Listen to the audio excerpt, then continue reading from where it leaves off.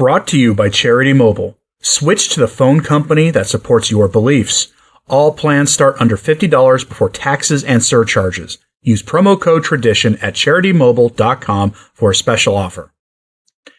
There are certain cardinals that are so well known that when they speak, you can trust what they say, even if you wouldn't trust them to hold any office in the church.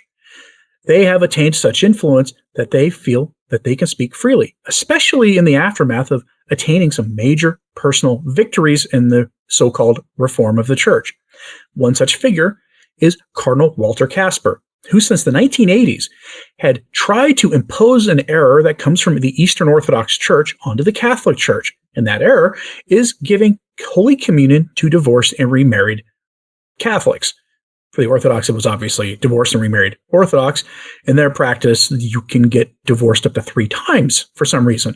I don't know how you square that with the words of Jesus, but they allow it. Generally, I won't comment on what the Eastern Orthodox are doing in their church. It's their business, I suppose. But there is this idea among many Catholics that they will leave the Catholic Church for Orthodoxy, expecting to find greener pastures, when some of the worst ideas that were imposed under Pope Francis, including synodality and Amoris Laetitia, come from the Orthodox themselves. And Cardinal Walter Kasper had been pushing for the adoption of this view from the Orthodox onto the Catholic Church since the 1980s. And he got the cold shoulder from John Paul II and Cardinal Ratzinger, and later under Benedict XVI. The cold shoulder repeatedly, and for obviously good reason. It's sacrilegious communion, according to our understanding of Holy Communion and the immutable, unchanging, indissoluble nature of the sacrament of holy matrimony. And yet, Cardinal Kasper wanted to change the teaching of the church to align with, we'll say, the practice, because in practice, annulments have been given out quite more easily in the last half century than they had been until the last half century. And this is not a judgment placed on anybody watching this who may have had an annulment. Your case is between you, the person you had thought you were in that sacramental covenant with, as well as, of course, with your bishop. This is not a judgment on anybody watching this. It's just that the process has changed radically. And Cardinal Kasper wanted to change it even more radically, because when you look at the data, Catholics tend to divorce and remarry at about the same rate, maybe at a little bit lower, but similar rate as Protestants and non-believers in the broader culture. We don't do a very good job as witnesses to the gospel on a lot of topics, and that's just one among many, and we are all guilty of this to some degree. But Cardinal Kasper can be trusted to speak about the revolution in the church. After all, he was one of the generals of it. He's now basically retired, but he still has an influential voice, and he let us know that Pope Francis really was looking at seriously changing ordination, allowing women to be ordained to the diaconate. And of course, once you get the diaconate, you open it up to the priesthood and the bishops and, of course, the papacy itself eventually. Holy orders is all-encompassing. It's all or nothing in who can be ordained. Well, Cardinal Kasper has no qualms about telling us the truth. He gave an interview to an outlet called domradio.de, a pretty respected German news outlet. And they published it a few days ago under the headline, Women's Issue a Mega Topic. Cardinal Walter Kasper sees weaknesses in the synodal path in Germany. However, he generally welcomes the debate on the church's treatment of women and the James Martin sin. He is critical of Trump's migration policy. Of course he is. Every single bishop in the church, it seems, is critical of the president's migration policy. While, of course, the politicians in their own countries are starting to adopt similar policies, maybe a little nicer versions of them, but they've all read the writing on the wall, and they've all adopted similar policies. We're not terribly interested in those policies in terms of his commentary on it. We're interested here on the question of who is going to be ordained, because that was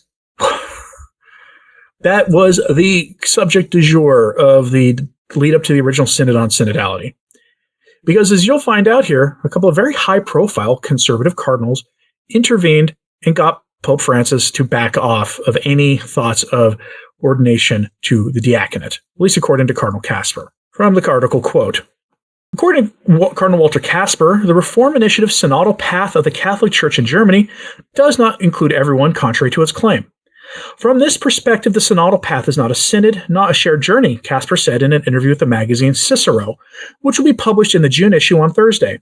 He neither disputes the synodal principle nor the need for reform of the church, the cardinal added. A new beginning is needed, but a renewed church cannot be a new church, said the 92-year-old. The church stands in the flow of tradition. You can't renew the church by starting with structural reform. Of course, we also need structural renewal, but this must come from an inner spiritual renewal. And as an aside, what he's saying there is perfectly Catholic. If you look at what the Counter-Reformation was about, it was about bringing people back to the faith and to stop sinning and to actually live a sacramental life. It started with a spiritual renewal.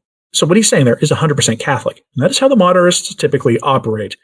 They cloak everything in the language of the faith.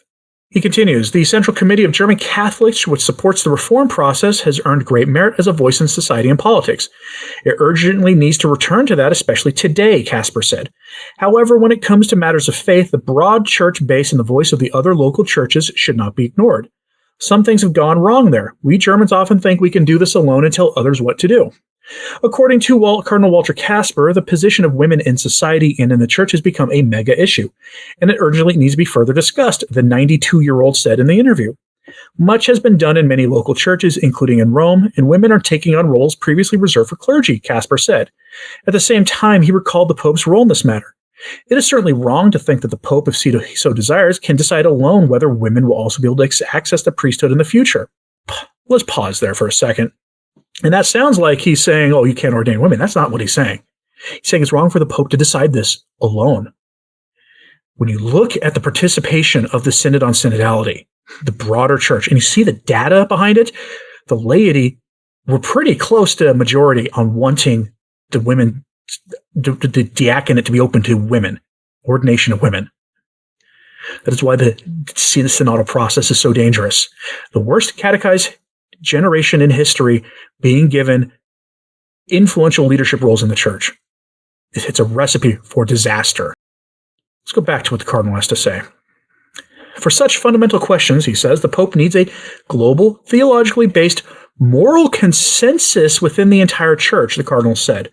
Such a consensus is not foreseeable, not only among the bishops, but also among the faithful and theologians. In Germany, too, there continues to be both agreement and rejection. In Kasper's view, the Western world has undergone a change in recent decades regarding the issue of the James Martin sin, largely leading to respect for different orientations. However, this has not prevailed in the Catholic Church in the West nor in other cultures, the Cardinal said. He cited the African Church as an example. There, the issue of polygamy is much more virulent.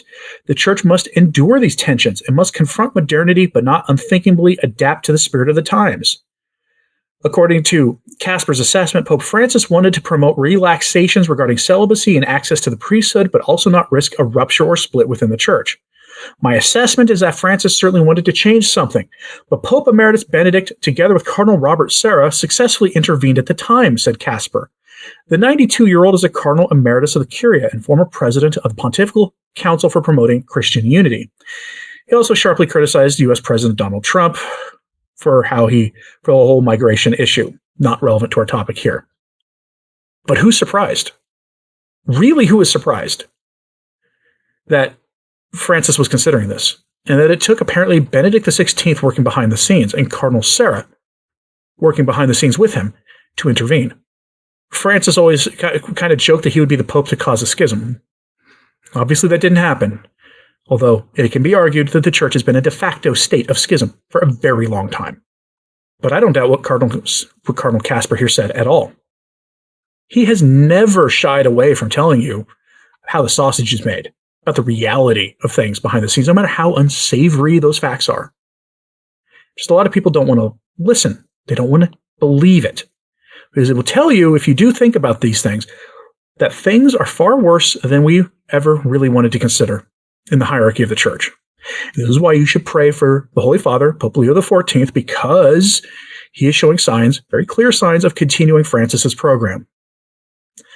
And not just rhetorically, but actually in practice. So pray for him.